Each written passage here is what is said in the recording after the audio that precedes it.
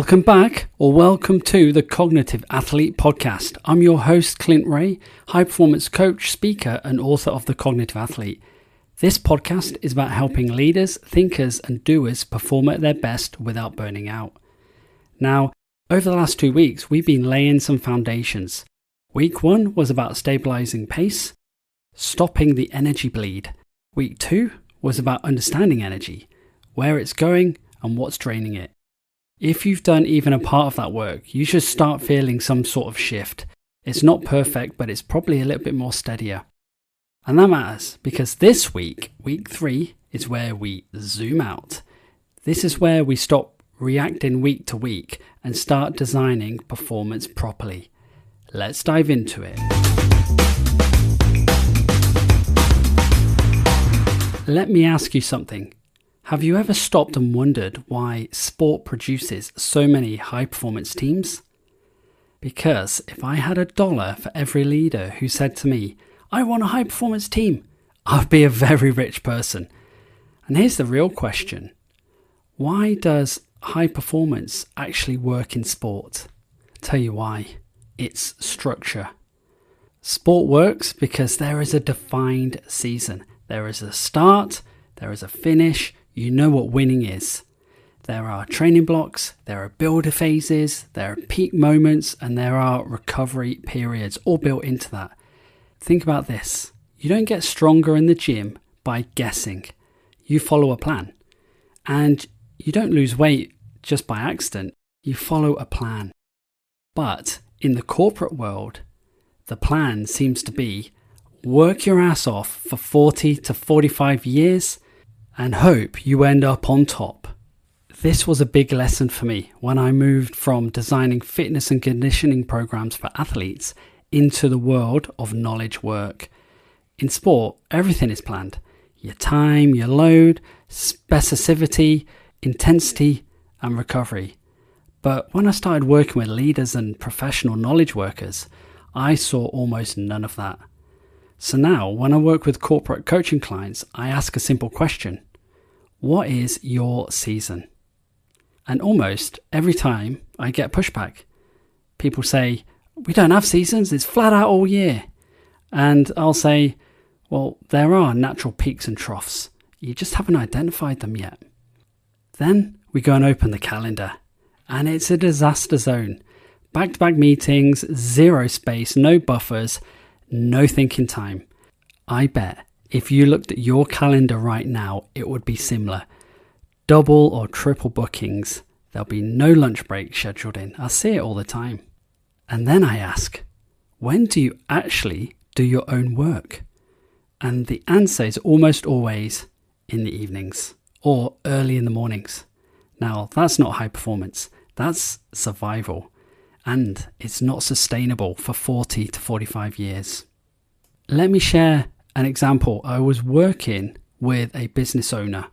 Now, business owners, you're constantly under pressure. You always need to be on. There are no breaks.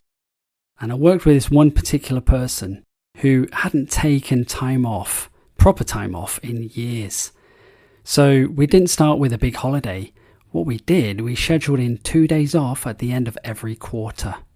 Not a full week, just a long weekend. Over time, as his systems improved and people were trained and then trust increased, that long weekend actually became a full week. Now that didn't happen by accident. It happened because the season was designed in quarters which really suited that person. Now, yours could be different. Yours could be monthly. Yours could be every 6 months or even every 12 months. Here's the simplest way to understand this.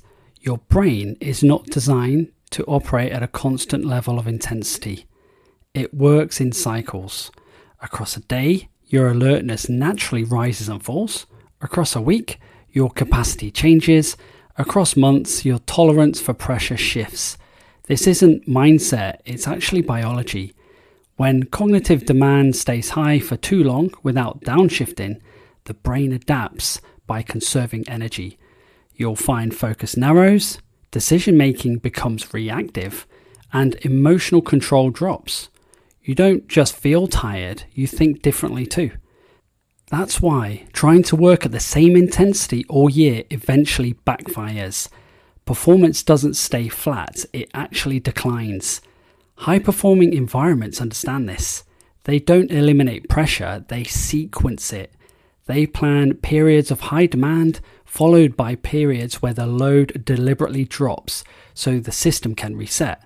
That's what rhythm really is. Not balance, not doing less, but intentionally alternating push and recovery so performance can be sustained. When you plan your calendar without rhythm, everything becomes urgent. I've seen it. When you plan with rhythm, pressure becomes tolerable, and that's the key difference.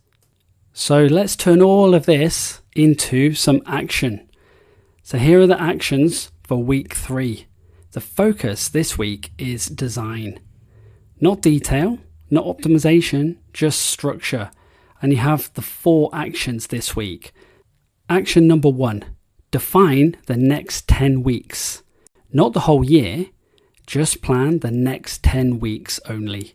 This is your training block.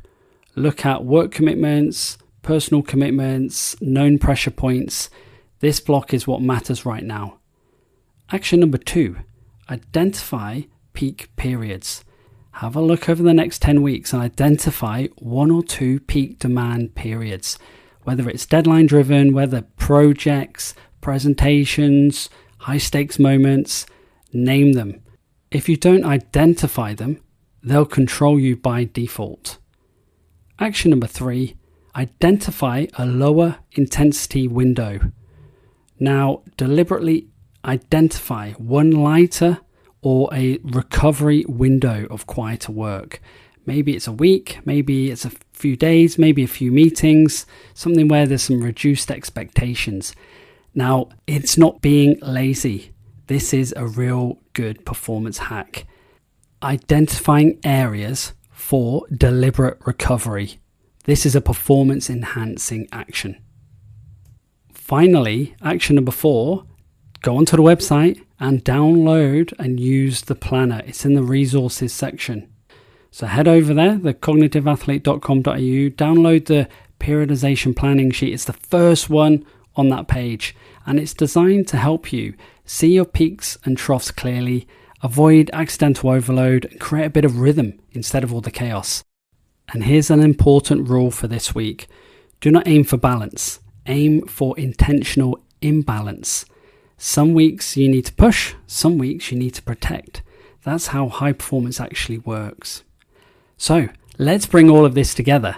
Week 1, we looked at stabilizing your pace. Week 2, clarifying your energy. Week 3, design your next training block. We're no longer reacting, you're cognitively training. Next week, week 4, we zoom back in, because once structure is in place, we need to then rebuild something that most people lose over time: focus. We'll talk about why focus isn't a personality trait, why mental fog is actually normal, and how to retrain attention without forcing it. If today's episode helped, hit follow, subscribe, or leave a quick review. It genuinely helps this podcast reach the people who need it most. And if you want to go deeper, The Cognitive Athlete is out now in all bookshops and online. It's even at the airport. You can head over to the website, and it's got loads of free tools, resources, and assessments that you can use.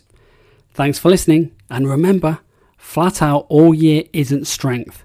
Rhythm is. I'll see you next time.